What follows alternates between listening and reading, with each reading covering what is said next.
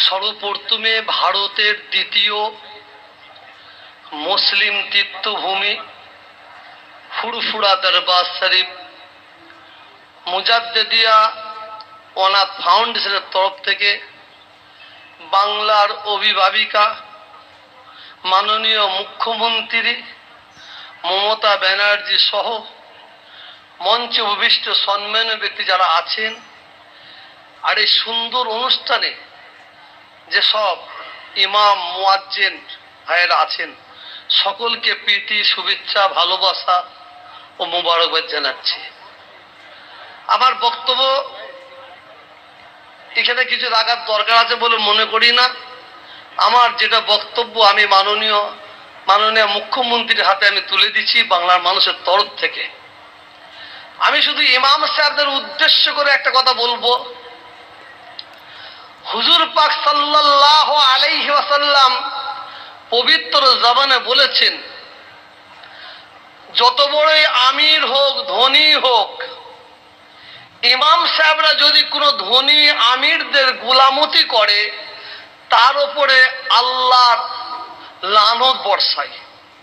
আর যদি কোনো ধনী মানুষ ইমাম মুয়াজ্জিন আলেম শিক্ষিত জ্ঞানী গুণীদের গোলামতি করে তার উপরে আল্লাহর রহমত বর্ষায়।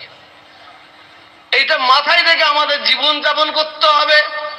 শুধু একটা কথা না বললে চলে না। আমি বক্তব্য রাখছিলাম, আমি অনেক কমান্ড দিচ্ছিলাম, অনেকে বাজে বাজে মন্তব্য করছে, ইমাম সাহেবদের পাচাটা অমুক টমুক, হ্যাঁ যা পারছে বলছে। একটা কথা মনে রাখবেন, ভারত স্বাধীন হবার পর থেকে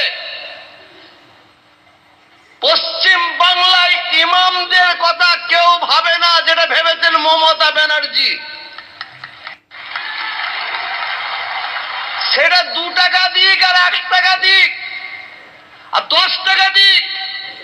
আগে যারা কংগ্রেস সরকার ছিল, সিপিএম 34 বছর রাজত্ব চালিয়েছে, ইমাম সাহেবের হাতে 1 টাকা তুলে দেয়নি। আর আজকে বড় বড় কথা বলছে। আজকে সেই অর্থটা মাননীয় মুখ্যমন্ত্রী মমতা ব্যানার্জি ইমাম এবং পুরোহিতদের মুয়াজ্জিনদের কথা ভেবে তাদের কাছে 2000 হোক আর 2 টাকায় হোক দিচ্ছে। তোমরা আগে কোথায় ছিল লাট সাহেব? তোমরা তো কোনো তখন তোমার সংখ্যালঘুদের কথা তোমাদের মনেই ছিল না। ও পায়ের তলার মাটি সরে যাওয়ার পরে আজকে তোমরা সংখ্যালঘু মুসলমানদের জন্য ভাবছো। বেশি বক্তব্য নাই, আমি তাদের জবাব দিচ্ছি। যারা ইমাম সাহেবদের পাচাটা বলছে, তৃণমূলের দালাল বলছে, আমি তাদের বলছি, ঠিক আছে, তোমাদের পাড়ার ইমাম, তোমাদের মসজিদের ইমামকে সরকারের কাছ থেকে 2500 দিতে হবে না। তুমি তোমার বাপের কাছ থেকে, তোমার বাপের সম্পত্তি থেকে 10,000 টাকা মাইনে দিয়ে দেখিয়ে দাও যে আমরাও পারি, আমরাও পারি, দেখিয়ে দাও। বেশি বক্তব্য রাখবো না, একটা কথা বলি, এটা মানুষের জন্য, মুসলমানদের জন্য বলবো না। আমি এটা ফেসবুকে দেখেছিলাম, 2টো শুকুনির বাচ্চা তার মাকে বলছে, মা মাংস খাবো। মা করলো কি জানেন? গরুর মাংস নিয়েছে, শুকুনির বাচ্চাকে দিয়েছে, বলছে এ মাংস খাবো না। মা তখন আবার চলে গেল, ষোঁড়ের মাংস নিয়ে এসে বাচ্চাদের দিয়েছে, বলছে এ মাংস খাবো না। তখন শুকুনি তার বাচ্চাদের জিজ্ঞাসা করছে, কিসের মাংস খাবি? বলছে মানুষের মাংস খাবো। শুকুনি বুদ্ধি করে গরুর কিছু মাংস নিয়ে মসজিদে ফেলে দিয়ে আসলো, মন্দিরে ফেলে দিয়ে আসলো। আমার হিন্দু ভাইয়েরা বলছে, এই মন্দিরে গরুর মাংস একমাত্র মুসলমানরা ফেলতে পারে। সকাল হয়ে গেছে, মুসলমানদের সঙ্গে লড়াই শুরু হলো। এটা তোমাদেরই কাজ। মুসলমানরা বলছে না, আমরা এই কাজ করিনি। না করো, যেই বলতে বলতে দাঙ্গা লেগে গেল। ওই দাঙ্গায় শত শত মানুষ মারা গেল, হিন্দু মুসলমান।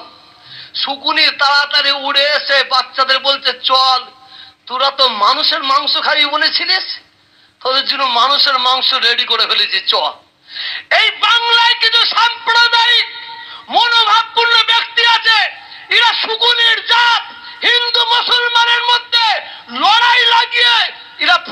দিতে চাইছে। আজকে ইমাম মুয়াজ্জিন বাংলার হিন্দু মুসলমান, সম্প্রীতির হিন্দু, সম্প্রীতির মুসলমান, আসুন আমরা হাতে হাত দিয়ে এই যে হাতে হাত লাগিয়ে এই জায়গাতে শপথ নিই, বাংলায় সাম্প্রদায়িক শক্তিকে কবর দেবো, কবর দেবো, কবর দেবো। এই বলে আমার বক্তব্য শেষ করলাম। আসসালামু আলাইকুম। बहुत बहुत शुक्रिया।